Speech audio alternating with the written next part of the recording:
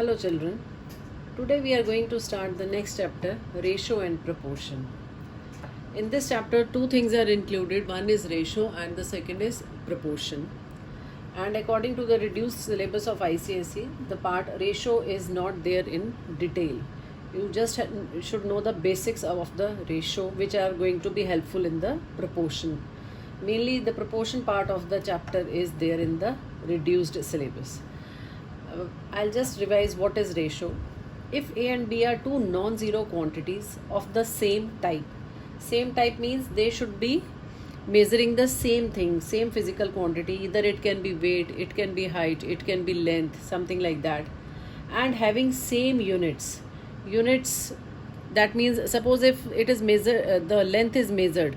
If A is in terms of kilometer, then B should also be in kilometer, right? So if A and B are two non-zero quantities of the same type having same units, then A upon B is called the ratio between A and B, and it is written as A is to B. Here A is called antecedent and B is called the consequent.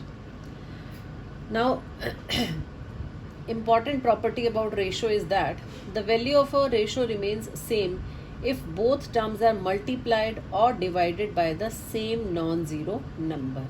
I'll explain you with the help of example. Suppose ratio is 5:3. Now if each term of the ratio is multiplied by 3, we are getting 15 upon 9, and on cancellation it will again equal to 5 upon 3. Similarly, 15 upon 9 is the ratio. Now 15 is divided by 3 and 9 is divided by 3. Each term is divided by the same number. The ratio remains the same. Again in this case we are getting the ratio as 5 upon 3. And whatever the ratio is, it should always be expressed in the simplest form. If it is coming to be 15 upon 9, you need to make it 5 upon 3. This is the simplest form, or also known as the lowest form. Ratio should always be expressed in the lowest form.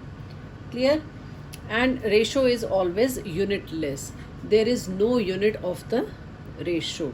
We never write 5:3 centimeter meter, nothing like that, because when we are taking, suppose it is 5 centimeter, this is 3 centimeter. What happens? This centimeter gets cancelled and ratio is always unitless. This is the first thing about the ratio we are having.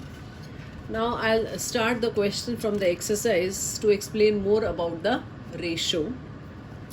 Exercise 7a, first question is, find the ratio between 1.8 meter and 75 centimeter. Now you can see this is in meter and this is in centimeter. And one of the conditions of finding the ratio is that the units should be same. So I am making the unit same. This meter I have converted to centimeter, so it is 180 centimeter. This is 75 centimeter. So 180 upon 75 centimeter, centimeter gets cancelled, and the ratio is coming to be 12:5. Next type of question in this we have is, if A upon 2 is equal to B upon 3 is equal to C upon 6, find A ratio, B ratio, C ratio. So these three are given to be equal and I have supposed it equal to K. Now if we are taking A by 2 is equal to K, what are we getting? A is equal to 2K. Similarly, when we are taking B upon 3 is equal to K, that gives you B is equal to 3K, and the last is C upon 6 is equal to K. This gives you C is equal to 6K. Now we need to find A ratio, B ratio, C. It will be equal to 2K ratio 3K ratio 6K. Now K gets eliminated from here and we are getting it equal to 2:3:6. Now what we have done at this step is dividing each ratio by K, where K is any positive number and we are dividing each of them by K. It will not make any difference.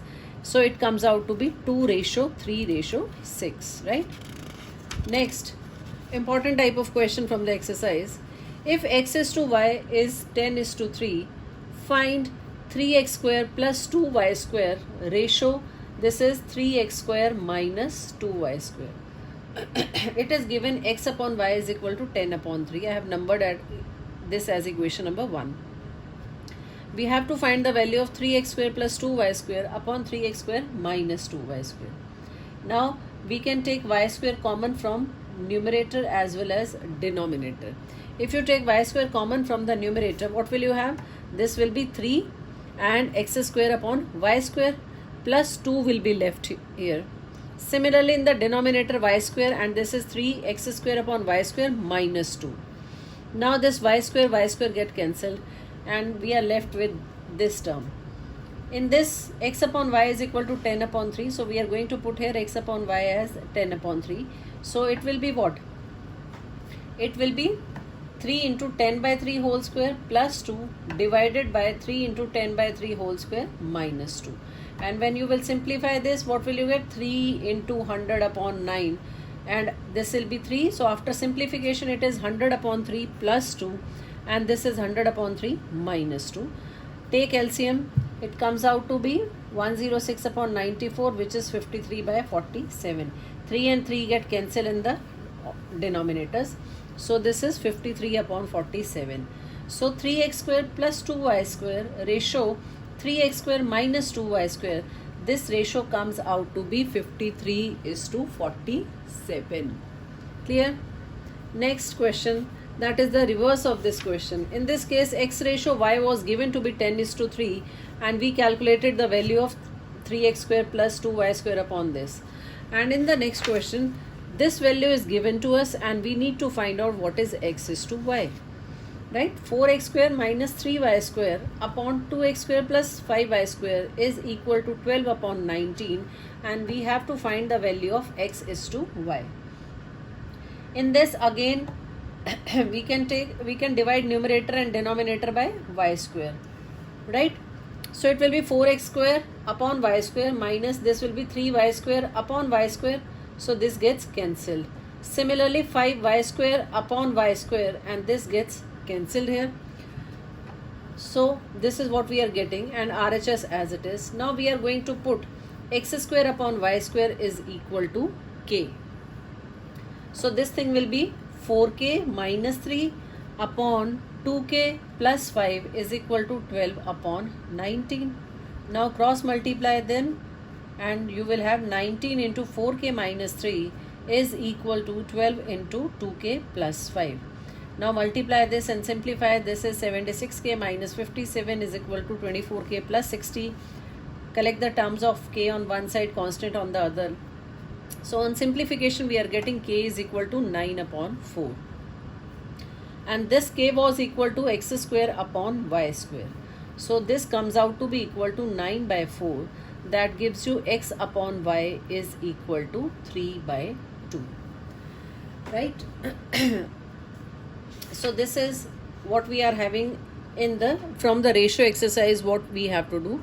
So from the first exercise 7a, you need to do up to question number 15. Try up to question number 15 of this exercise, right? Because rest of the type has been omitted from the syllabus right now for this particular session. Now the next topic we are going to start is proportion.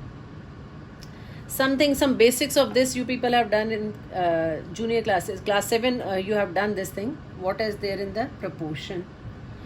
4 numbers A, B, C and D are said to be in proportion if A ratio B is equal to C ratio D.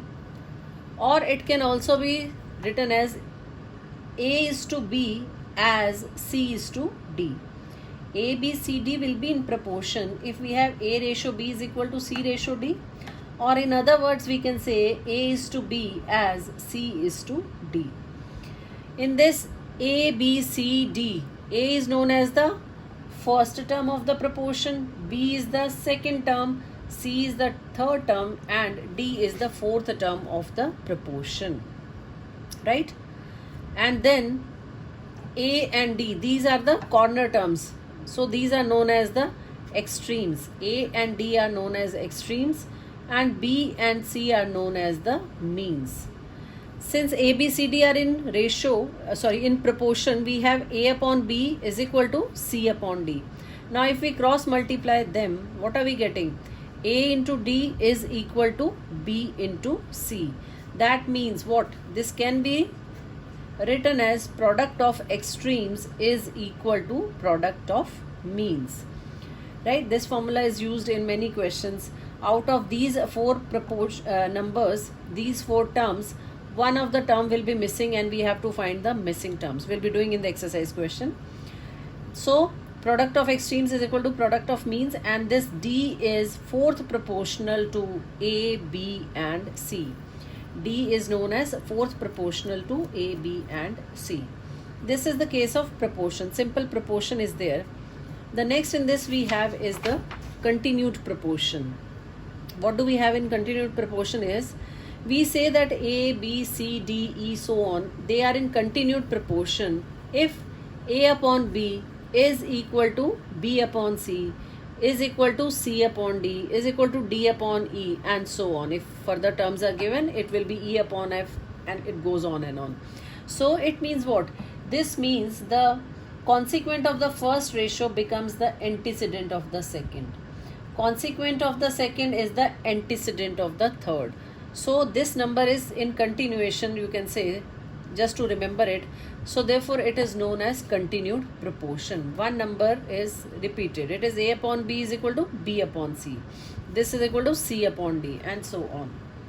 Now if only three numbers A, B, C are given to be in proportion, continued proportion, then in this A upon B will be equal to B upon C. Now if we cross multiply this, we are getting B square is equal to AC, and this B is equal to square root of AC. So this B is called the mean proportion or the geometric mean. This B is known as the mean proportion or geometric mean between A and C. Clear? Then the third proportional, what will you have in third proportion? A, B, C, three numbers are there. This is the first, this is the geometric mean, and C is called the third proportional to A and C. So this formula is also very important, used frequently in the questions. B is equal to square root of AC. Now let us start exercise 7B. Question number 1.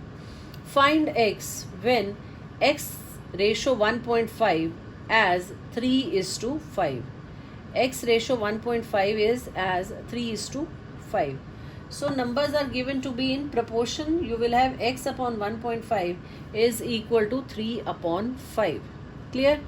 And we have to find the value of X. So you can take this to the right hand side. Simple rule of cross multiplication. X comes out to be 9 upon 10, which is equal to 0.9. So students, wherever four numbers will be given in proportion, we will be taking A upon B is equal to C upon D, and we will be simplifying it. Question number 2 is, find the fourth proportional to these numbers. So this is the first, second, third term, and fourth proportional is not given. So we are supposing let fourth proportional be X. So you will have A square minus AB plus B square upon this is equal to A minus B upon X. Now cross multiply this and simplify it. X will be equal to A minus B, and this will be taken to the right hand side. It will go in the numerator, A cube plus B cube, and this thing will come in the denominator. Now we have to simplify. A minus B is there, no formula can be applied. In the denominator, A square minus AB plus B square, no formula can be applied.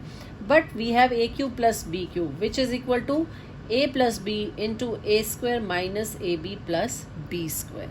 So in this we have applied the identity.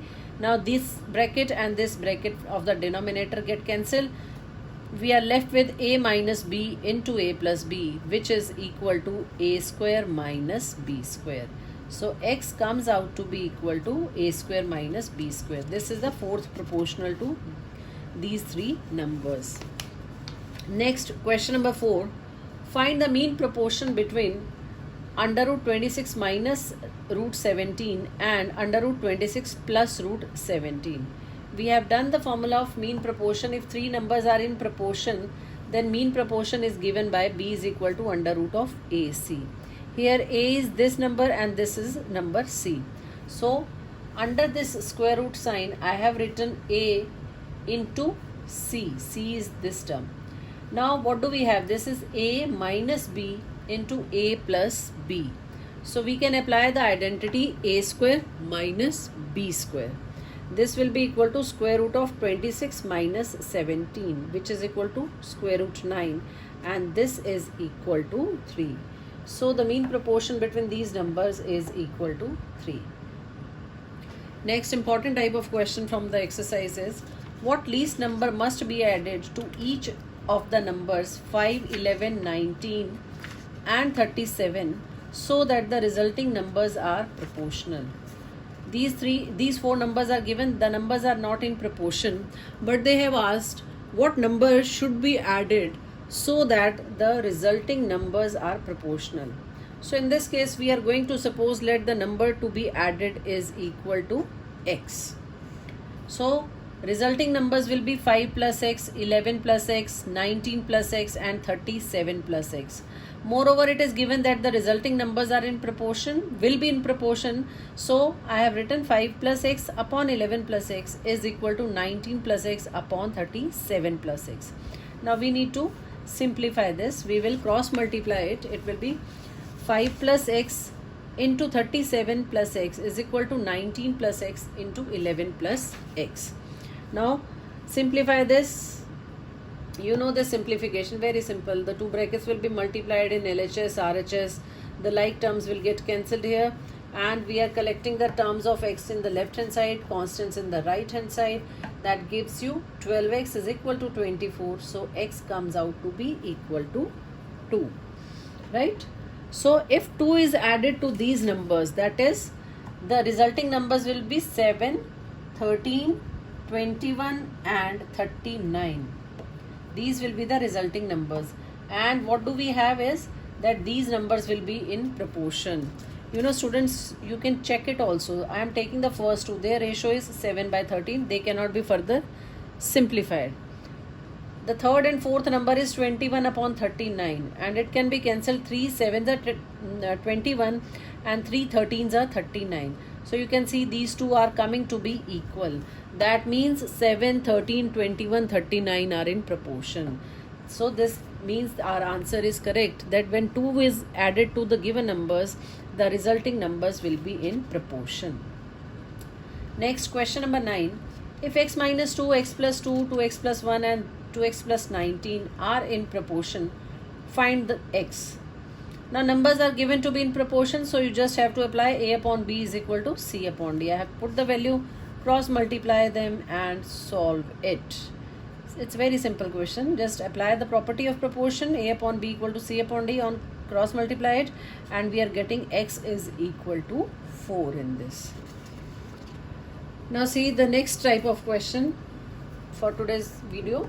Find two numbers whose mean proportion is 36 and third proportional is 28. Understand this very carefully. We need to find two numbers whose mean proportion is given to be 36 and third proportion to these numbers only is 288. I'll apply both the conditions. Let the numbers be x and y, right? And 36 is mean proportion between them, so 36 is equal to square root of xy. So from this, squaring both sides, xy will be 36 into 36, and the value of x comes out to be 36 into 36 upon y. Value of x is x is 36 into 36 upon y. This is the first condition we have got, first relation we have got between these two numbers. Now let us apply the second condition, that their third proportional is 288. So x upon y is equal to y upon 288. Clear? This is given to us. Again we are going to simplify, cross multiply it. 288 into x is equal to y square. We have calculated the value of x and we are going to substitute in the left hand side. So 288 as it is, and x is 36 into 36 upon y. This is equal to y square. Important thing is the calculation of this question, right? So y, when we'll take in RHS, y cube is equal to 288 into 36 into 36. We need to find the value of y, and for that we are taking cube root both the sides. Here y raised to power 3 is there, so to remove it we will be taking cube root both the sides. So cube root of these numbers 288 into 36 upon we need to find out. And when you have to find out cube root, don't multiply them. You know this thing, how can we find the cube root? By factorizing the given numbers. And on factorizing them and simplifying it, we are getting y is equal to 72, right? From this value of y, we can calculate what will be the value of x. Putting value here, this is 36 into 36 upon y, that is 72 is equal to 18. Students, have a look at this. How can we find the cube root? I'll explain it here. This is 288.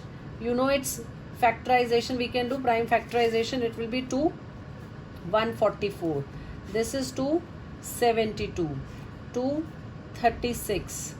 Again it is 218. 2 9. And this is 3 3. So when we are taking cube root, we need to find out what? We need to, instead of pairing, we take the triplets. Out of these three, 2, 1, 2 can be taken out. Now 288 I have done. Similarly, you will be doing for 36 into 36. It can be written as what? 36 is 6 into 6. This 36 is what? 6 into 6.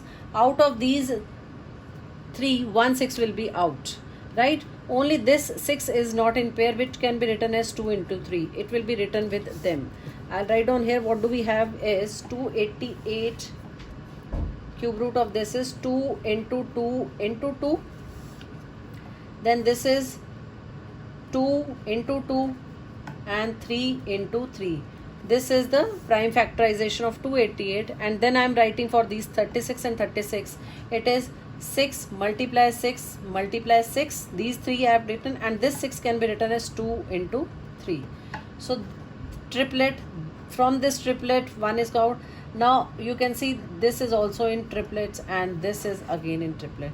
So it will be 2 into 2 into 3 into 6. So 2 2s are 4, 3s are 12, 6s are 72. This is how we find the cube root. So students, please try up to this question of exercise 9B till the next video is uploaded, in which we'll be discussing the next type of questions from exercise 7B. Thank you, students.